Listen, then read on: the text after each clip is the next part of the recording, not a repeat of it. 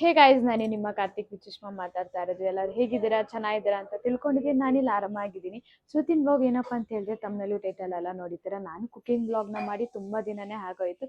ಸರಿ, ಇವತ್ತೊಂದು ಕುಕಿಂಗ್ ಬ್ಲಾಗ್ನ ಮಾಡ್ತಾ ಇದ್ದೀನಿ. ಏನೇನು ರೆಸಿಪಿ ಮಾಡ್ತಾ ಇದ್ದೀವಿ ಇವತ್ತು ಅಂತ ಹೇಳಿದ್ರೆ ಚಿಕನ್ ಬಿರಿಯಾನಿ ಮತ್ತು ಕಬಾಬು, ಮಟನ್ ಸಾಂಬಾರು ಮತ್ತು ಅನ್ನ ರಸಮ್ ಇಲ್ಲ ಅಂತ ಹೇಳಿದ್ರೆ ಈ ನಾನ್ ವೆಜ್ ಮಾತ್ರ ಫುಲ್ಫಿಲ್ಲೇ ಆಗೋಲ್ಲ. ಅದಕ್ಕೋಸ್ಕರ ಇವತ್ತಿನ ರೆಸಿಪಿಯಲ್ಲಿ ಇದನ್ನೆಲ್ಲ ಇವತ್ತು ಆ್ಯಡ್ ಮಾಡ್ತಾ ಇದ್ದೀನಿ. ಎಷ್ಟು ಕೆಜಿಗೆ ನಾನು ಹಾಕ್ತಾ ಇದ್ದೀನಿ, ಎಷ್ಟೆಷ್ಟು ಅಂತ ಹೇಳ್ಬಿಟ್ಟು ಈ ವ್ಲಾಗ್ನ ಕೊನೆ ತನಕ ನೋಡಿ, ನಿಮಗೆ ಅರ್ಥ ಆಗುತ್ತೆ. ಎಲ್ಲ ಡೀಟೇಲ್ ಆಗಿ ನಾನು ನಿಮಗೆ ವ್ಲಾಗಲ್ಲೇ ತೋರಿಸ್ಕೊಡ್ತೀನಿ. ಈ ವ್ಲಾಗ್ ಏನಾದ್ರು ಇಷ್ಟ ಆದರೆ like, share, subscribe and comment ಮಾಡಿ. ನಿಮ್ಗೆ ಯಾರಿಗಾರು ಮೇಕೋರ್ ಬೇಕಿತ್ತು ಅಂದರೆ ಡಿಸ್ಕ್ರಿಪ್ಷನಲ್ಲೇ ಕಾಂಟ್ಯಾಕ್ಟ್ ಡೀಟೇಲ್ಸ್ನೆಲ್ಲ ಕೊಟ್ಟಿರ್ತೀನಿ, ಹೋಗ್ಬಿಟ್ಟು ಚೆಕ್ ಮಾಡಿ. ಬನ್ನಿ ಗೈಸ್, ವ್ಲಾಗ್ ಒಳಗಡೆ ಹೋಗೋಣ. ಅಡುಗೆ ಯಾರು ಮಾಡ್ತಾ ಇದ್ದಾರೆ ಅಂತ ಹೇಳಿದ್ರೆ ನಾನು ಜಸ್ಟ್ ರೆಸಿಪೀಸ್ ಮಾತ್ರ ಹೇಳ್ತಾ ಇದ್ದೀನಿ. ನಮ್ಮ ಅತ್ತೆನೇ ಮೇಯ್ನ್, ಅವರೇ ಎಲ್ಲಾನು ಅಡುಗೆ ಮಾಡೋದು. ನಾನು ನಮ್ಮ ಅತ್ತೆ ಮತ್ತೆ ನಮ್ಮ ಅಕ್ಕ ಇದ್ದಾರೆ, ಅವರು ಸ್ವಲ್ಪ ಹೆಲ್ಪ್ ಮಾಡ್ತಾರೆ, ನಾನು ಹೆಲ್ಪ್ ಮಾಡ್ತೀನಿ. ಆದರೆ ಅಡುಗೆ ಮಾಡೋದು ಮಾತ್ರ ನಮ್ಮ ಅತ್ತೆ. ಇವಾಗ ಏನೇನು ಮಾಡ್ತಾ ಇದ್ದೀವಿ ಅಂತ ಹೇಳಿದ್ರೆ, ಇದು ನಾನು 3/4 kg ಮಟನ್ ಅಷ್ಟೇ ತೊಗೊಂಡಿರೋದು, ಜಾಸ್ತಿನೂ ತೊಗೊಂಡಿಲ್ಲ.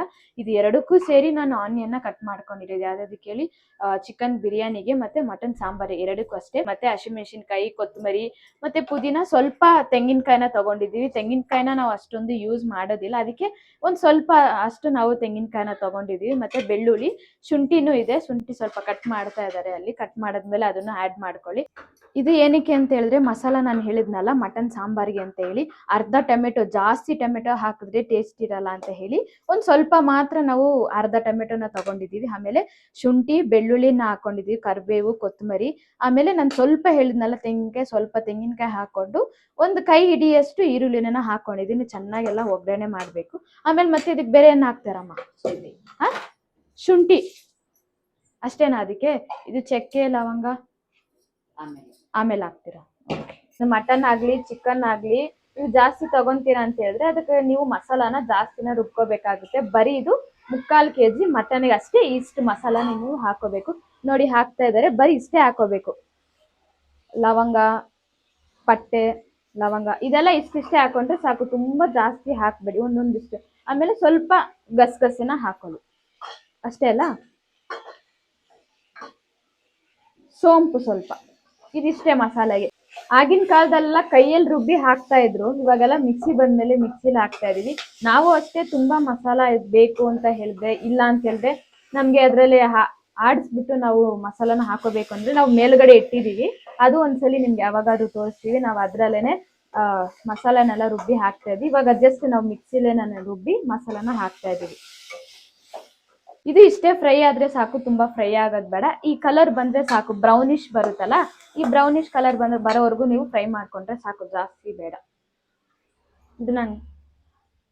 ಇದನ್ನ ಅಷ್ಟೇ ಸೈಡ್ಗೆ ಇಟ್ಟು ಇವಾಗ ಒಗ್ಗರಣೆ ಹಾಕೋದು. ಕುಕ್ಕರ್ನ ಇಟ್ಟಿದ್ದೀನಿ ಒಗ್ಗರಣೆ ಹಾಕೋದಕ್ಕೆ. ಸ್ವಲ್ಪ ನೀರಿದೆ, ಸ್ವಲ್ಪ ಕುಕ್ಕರ್ ಬಿಸಿ ಆದ್ಮೇಲೆ ಎಣ್ಣೆ ಹಾಕೋಣ. ನಾವು ಸ್ವಲ್ಪ ಎಣ್ಣೆ ಖಾರ ಎಲ್ಲ ಜಾಸ್ತಿ ತಿಂತೀವಿ. ನಿಮಗೆ ಎಷ್ಟು ಖಾರ ಉಪ್ಪು ಬೇಕೋ ಅದನ್ನ ನೀವು ಅಷ್ಟು ಹಾಕೊಳ್ಳಿ.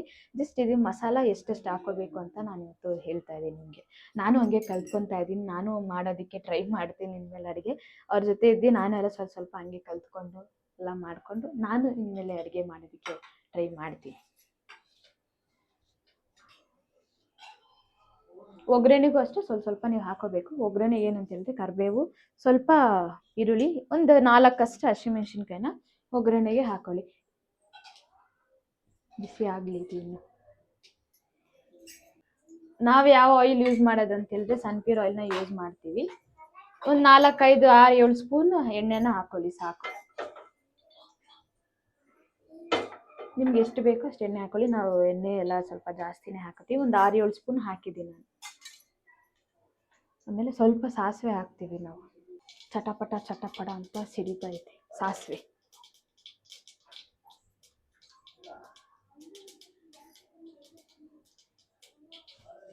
ಹಾಕ್ಲಾ?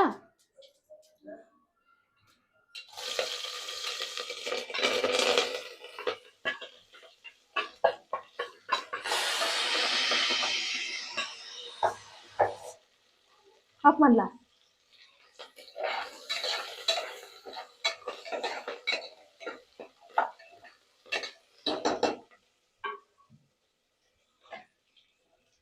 ಒಂದು ಅರ್ಧ ಟೊಮೆಟೊನ ಹಾಕೊಳ್ಳಿ. ಇದು ಫ್ರೈ ಆದ್ಮೇಲೆ ಜಸ್ಟ್ ಅರ್ಧ ಮಾತ್ರ ಹಾಕೊಳ್ಳಿ, ಚೆನ್ನಾಗಿರುತ್ತೆ ಟೇಸ್ಟ್. ತುಂಬಾ ಹಾಕಿದ್ರೂ ಚೆನ್ನಾಗಿರೋದಿಲ್ಲ. ಇವತ್ತು ನನಗೆ ಕ್ಯಾಮ್ರಾಮನ್ ಯಾರು ಅಂತ ಹೇಳಿದ್ರೆ ನಮ್ಮ ಹಸ್ಬೆಂಡ್. ನಾನೇ.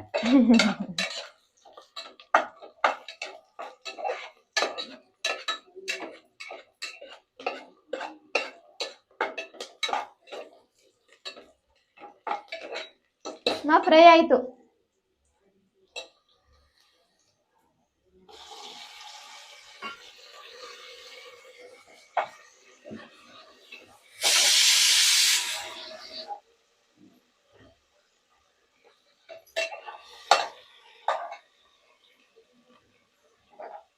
ಅದು ರೈಸ್ ಇಟ್ಟಿದ್ದೀವಿ, ವೈಟ್ ರೈಸ್. ಅದು ಮಟನ್ನ ಹಾಕೋಬೇಕು. ಟೊಮೆಟೊ ಈರುಳ್ಳಿ ಎಲ್ಲ ಫ್ರೈ ಆದ್ಮೇಲೆ ನೀರಿರುತ್ತೆ, ಅದು ಚೆನ್ನಾಗಿ ಹಿಂಡಿ ಹಾಕೊಳ್ಳಿ.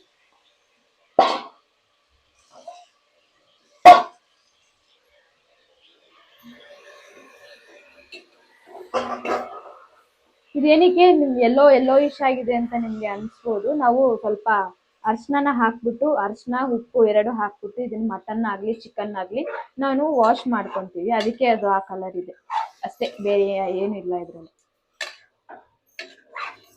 ಈ ಮಟನ್ ಅಲ್ಲಿ ನೋಡಿ ನೀರು ಬಿಡುತ್ತೆ ಅಲ್ಲ, ಇದು ಚೆನ್ನಾಗೆಲ್ಲ ಫುಲ್ಲು ಡ್ರೈ ಆಗಬೇಕು. ಡ್ರೈ ಆಗೋವರೆಗೂ ನಾವು ಫ್ರೈನ ಮಾಡ್ಕೊಳ್ಳಿ.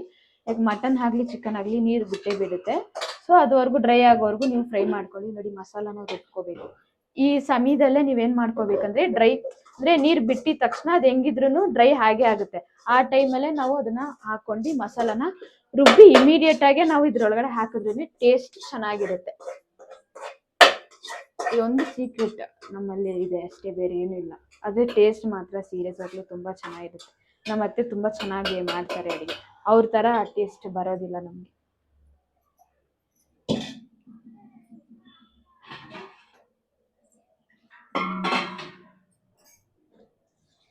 ಲೈಟಾಗಿ ನೀರನ್ನ ಹಾಕೊಳ್ಳಿ, ಸ್ವಲ್ಪ ಗಟ್ಟಿಯಾಗೇ ಇರಬೇಕು. ಕೆಲವೊಬ್ರು ಏನ್ ಮಾಡ್ತಾರೆ, ಇದ್ರೊಳಗಡೆ ಮಿಕ್ಸಿಲಿ ರುಬ್ಬೇಕಾರೇನೆ ಮಸಾಲೆನ ಅದ್ರೊಳಗಡೆನೆಲ್ಲ ಹಾಕೊಂಡು ರುಬ್ತಾರೆ. ನಾವು ಹಂಗೆ ಹಾಕೊಳ್ಳೋದಿಲ್ಲ. ಜಸ್ಟ್ ನಾವೇನು ಒಗ್ಗರಣೆ ಮಾಡಿರ್ತೀವಿ ಅದನ್ನ ಮಾತ್ರ ಮಿಕ್ಸಿ ಒಳಗಡೆ ಹಾಕಿ ರುಬ್ಕೋಬೇಕು. ನಾವು ಮಸಾಲಾನೆಲ್ಲ ಇದಕ್ಕೆ ಹಾಕಿ ಚೆನ್ನಾಗಿ ಫ್ರೈ ಮಾಡ್ತೀವಿ. ಆ ಮಸಾಲ ವಾಸನೆ ಬಂದು ಹೋಗ್ಬೇಕು, ಅದ್ವರೆಗೂ ಇದ್ರೊಳಗಡೆನ ಹಾಕಿ ನಾವು ಫ್ರೈ ಮಾಡ್ಕೊಂತೀವಿ. ನಾನು ನಿಮ್ಗೆ ಅವಾಗಲೇ ಹೇಳಿದ್ನಲ್ಲ ಕಬಾಬ್ ಏನೇನು ಹಾಕ್ತೀವಿ ಅಂತ ಹೇಳ್ಬಿಟ್ಟು ಇನ್ನೊಂದ್ಸಲಿ ಹೇಳ್ತೀನಿ. ಇದು 1.5 kg ಚಿಕನ್ನ ತಗೊಂಡಿದೀವಿ ನಾವು. ಇದಕ್ಕೆ ಒಂದು ಮೊಟ್ಟೆನ ಹಾಕೊಂಡಿದೀವಿ, ಮತ್ತೆ 2 ಕಬಾಬ್ ಪೌಡರ್ನ ಹಾಕೊಂಡಿದೀವಿ. ಆಮೇಲೆ ಮತ್ತೆ ನಾವು ಮನೇಲಿ ಮಾಡಿರೋ ಚಿಲ್ಲಿ ಪೌಡರ್ನ ಒಂದು ಹಾಕೊಂಡಿದೀವಿ. ಖಾರಕ್ಕೆ ನಮ್ಗೆ ಎಷ್ಟು ಬೇಕೋ ಅದನ್ನ ಅಷ್ಟನ್ನ ಹಾಕೊಂಡು, ಮತ್ತೆ ಶುಂಠಿ ಬೆಳ್ಳುಳ್ಳಿ ಪೇಸ್ಟ್ನೆಲ್ಲ ಹಾಕೊಂಡು ಚೆನ್ನಾಗಿ ಇದೆಲ್ಲ ಮಿಕ್ಸ್ ಮಾಡಿ ಇಟ್ಕೊಂಡು ಮಸಾಲೆ ಎಲ್ಲ ಚೆನ್ನಾಗಿ ಹಿಡಿಬೇಕು ಅಂತ ಹೇಳ್ಬಿಟ್ಟು ನಾವು ಫ್ರಿಜ್ಜಲ್ಲೇ ಇಡ್ತೀವಿ. ಇದನ್ನ ಫ್ರಿಜ್ಜಲ್ಲಿ ಇಡೋಣ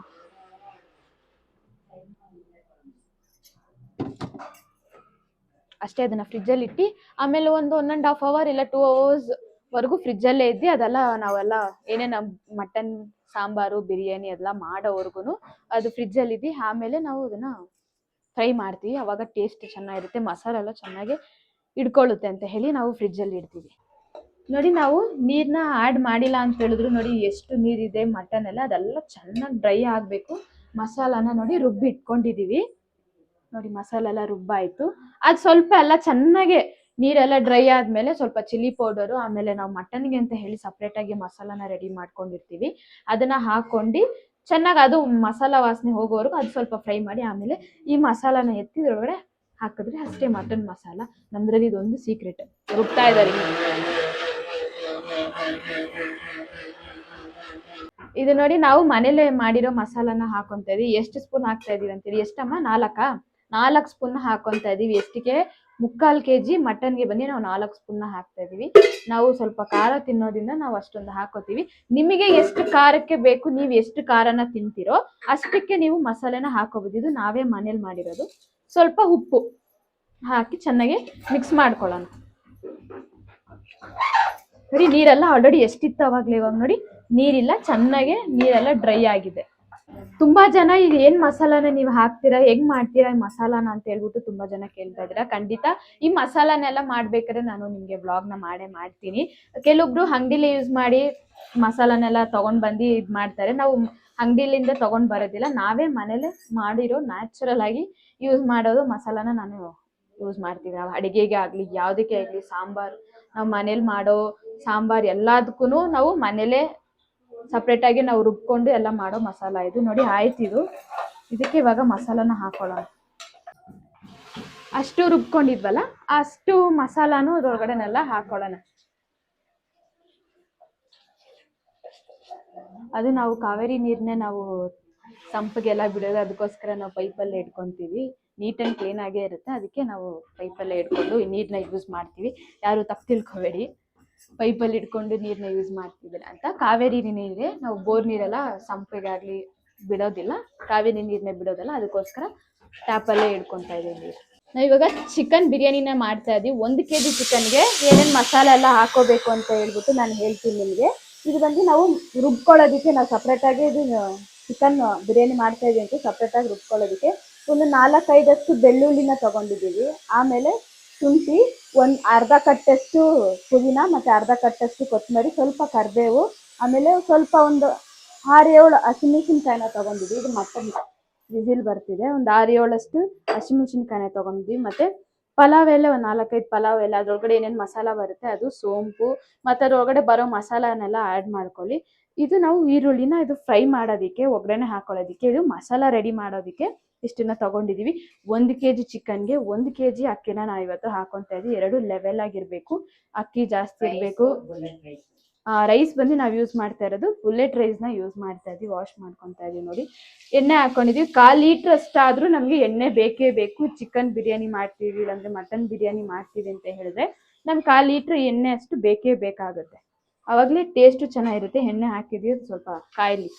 ಮತ್ತು 4 ಟೊಮೆಟೊ, ಮತ್ತು ನಾವು ಆಚಿ ಮಸಾಲಾನ ಯೂಸ್ ಮಾಡ್ತೀವಿ ಬಿರಿಯಾನಿನ. ನೀವು ಅದನ್ನು ಯೂಸ್ ಮಾಡ್ಕೊಳ್ಳೋಂಗೆ ಮಾಡಿ ಟ್ರೈ ಮಾಡಿ, ಚೆನ್ನಾಗಿರುತ್ತೆ. ಇದು ಬಿರಿಯಾನಿ ಮಸಾಲಾನ ನಾವೊಂದು ಯೂಸ್ ಮಾಡ್ತೀವಿ. ಯಾಕೆ ಹಂಗೆ ನೋಡ್ತಾ ಇದೀಯಾ? ಏನೇನೋ ಮಾಡ್ತಿದ್ದೀರಾ, ಚೆನ್ನಾಗಿರುತ್ತಾ? ಇಷ್ಟು ದಿನ ತಿಂತಾ ಇದೆಯಾ ತಾನೇ? ಅದನ್ನೇ ಒಗ್ಗರಣೆ ಏನನ್ನ ಹಾಕೊಂಡ್ವಿ ಅವಾಗಲೇ ತೋರಿಸಿದಲ್ಲ, ಅದು ಮಸಾಲಾನೆಲ್ಲನೂ ಹಾಕೋಬೇಕು. ಇನ್ನೊಂದ್ಸಲಿ ಹೇಳ್ತೀನಿ. ಈರುಳ್ಳಿ, ಆಮೇಲೆ ಅವಾಗಲೇ ಹೇಳಿದ್ನಲ್ಲ ಪಲಾವ್ ಎಲೆ ಮಸಾಲಾನ ಹಾಕೋಬೇಕು, ಪುದೀನ ಹಾಕೋಬೇಕು, ಹಸಿಮೆಣಸಿನ್ಕಾಯಿ ಅದೆಲ್ಲ ಚೆನ್ನಾಗಿ ಫ್ರೈ ಆಗಬೇಕು. ಹಾಕೊಂಡು ಆಮೇಲೆ 4 ಟೊಮೆಟೊನ ಹಾಕೋಬೇಕು. ಯಾಕೆ ಹಂಗೆ ನೋಡ್ತಾ ಇದೆಯಾ? ನಂಗೆ ಅದಿಲ್ಲ ಶಾಕಿಂಗು. ನಮ್ಮಮ್ಮ ಬಂದ್ಬಿಟ್ಟು ಬ್ಲಾಗಲ್ಲಿ ಬರ್ತಾವೆ, ನನ್ಗೆ ಅದೇ ಶಾಕಿಂಗು. ಯಾಕೆ ಬರ್ಬಾರ್ದು? ಅದೇ ನನ್ಗೆ ತಿನ್ನೋ ಥರ ಐತಪ್ಪ. ಇಷ್ಟು ದಿನ ನಾನು ಕ್ಯಾಮ್ರಾ ಆನ್ ಮಾಡಿದ್ರೆ ಸಾಕು, ಐ ಫೋನ್ ಆಫ್ ಮಾಡು, ಐ ಡಿಲೀಟ್ ಮಾಡು ಅಂತಾರೆ, ಶೈ. ಇವಾಗ ನೋಡಿದ್ರೆ ಏನಪ್ಪ ಇದ್ರು. ನಾವು 1 kg ಚಿಕನ್ಗೆ 4 ಟೊಮೆಟೊನ ಹಾಕೊತಾ ಇದ್ದೀವಿ. ಈರುಳ್ಳಿ ಎಲ್ಲ ಚೆನ್ನಾಗಿ ಫ್ರೈ ಆಯಿತು. ಇವಾಗ ಟೊಮೆಟೊನ ಹಾಕೊಂಡು ಚೆನ್ನಾಗಿ ಫ್ರೈ ಮಾಡ್ಕೊಳ್ಳೋಣ. ಇದು ಮಸಾಲ ರುಬ್ಕೊಳ್ಳೋದಕ್ಕೆ ಶುಂಠಿ, ಬೆಳ್ಳುಳ್ಳಿ, ಈರುಳ್ಳಿ, ಅರ್ಧ ಕಟ್ಟಷ್ಟು ಕೊತ್ತಂಬರಿ, ಅರ್ಧ ಕಟ್ಟಷ್ಟು ಪುದೀನ ಎಲ್ಲ ಹಾಕೊಂಡು ಚೆನ್ನಾಗಿ ರುಬ್ಕೋಬೇಕು. ಪುದೀನ ಕೊತ್ತಂಬರಿ ಜಾಸ್ತಿ ಹಾಕಿದ್ರೇ ಟೇಸ್ಟ್ ಚೆನ್ನಾಗಿರುತ್ತೆ ಅಂತ ಹೇಳಿ ಅದನ್ನು ಅರ್ಧ ಕಟ್ಟಷ್ಟು ನೀವು ತೊಗೊಳ್ಳಿ. ನಾವು 1 kgಗೆ ನಾವು ಅರ್ಧ ಕಟ್ಟಷ್ಟು ತೊಗೊಂಡಿದ್ದೀವಿ. ಫ್ರೈ ಹಾಕಿ ಬರ್ತಾನೆ.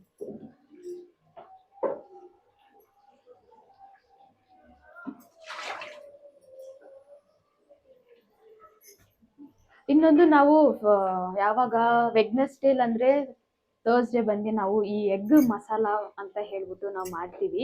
ಎಗ್ ಫ್ರೈ ಅಂತಾನು ಹೇಳ್ತಾರೆ, ಎಗ್ ಮಸಾಲ ಅಂತಾನು ಹೇಳ್ತಾರೆ. ಚಿಕನ್ನ ಹಾಕ್ತಾ ಇದೀವಿ. ಚೆನ್ನಾಗಿ ಅದು ನೀರು ಇರುತ್ತಲ್ಲ, ಚೆನ್ನಾಗಿ ಹಿಂಡಿ ಚಿಕನ್ನ ಹಾಕೊಳ್ಳಿ.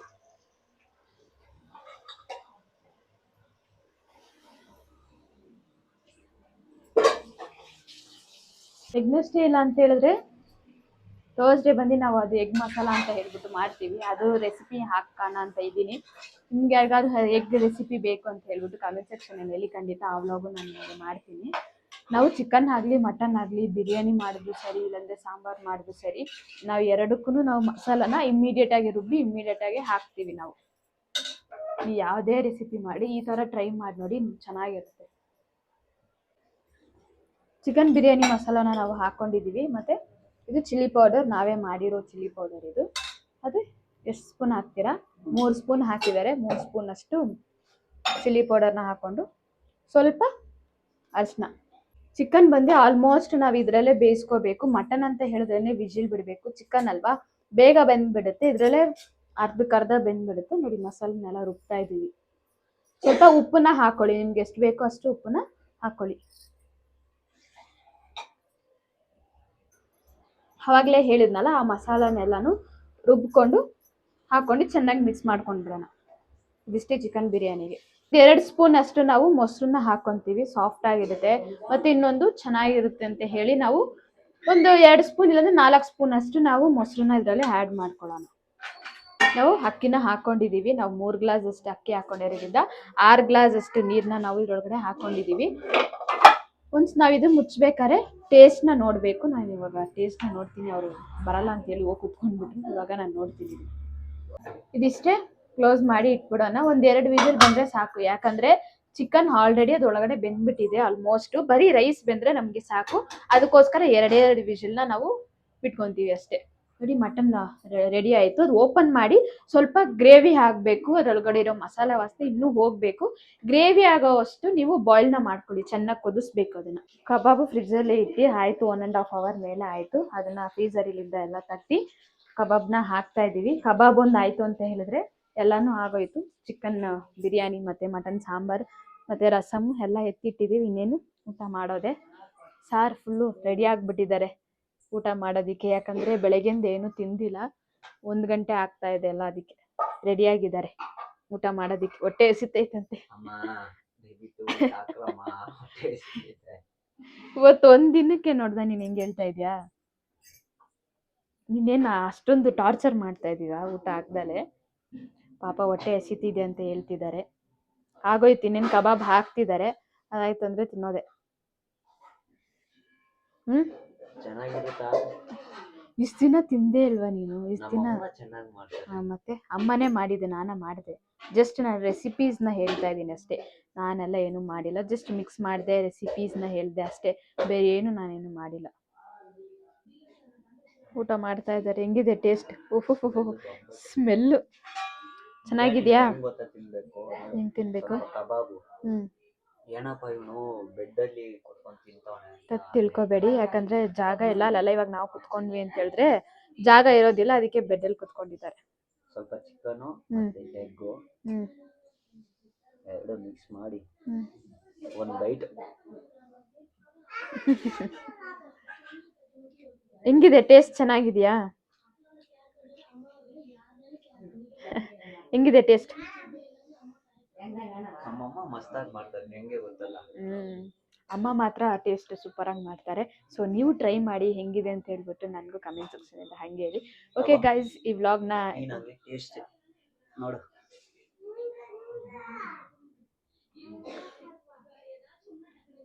ಖಾರವಾಗಿ ಮಾತೆ ಬರ್ತಾ ಇಲ್ಲ, ಯಾಕೋ ಗೊತ್ತಾಗ್ತಾ ಇಲ್ಲ.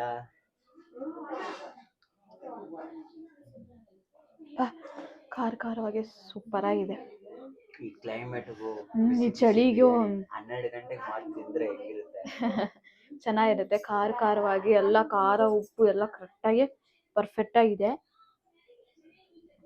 ನೀವು ಟ್ರೈ ಮಾಡಿ ನಿಮ್ಮ ಮನೇಲೆ ಹೆಂಗಿದೆ ಅಂತ ಹೇಳ್ಬಿಟ್ಟು ಕಮೆಂಟ್ ಸೆಕ್ಷನಲ್ಲಿ ಮರಿದಲ್ಲಿ ಹೇಳಿ. ಓಕೆ ಗೈಸ್, ಈ ವ್ಲಾಗ್ನ ಎಂಡ್ ಮಾಡ್ಕೊತೀನಿ. ಈ ವ್ಲಾಗ್ ಏನಾದ್ರು ಇಷ್ಟ ಆದರೆ ಲೈಕ್, ಶೇರ್, ಸಬ್ಸ್ಕ್ರೈಬ್ ಅಂತ ಕಮೆಂಟ್ ಮಾಡಿ.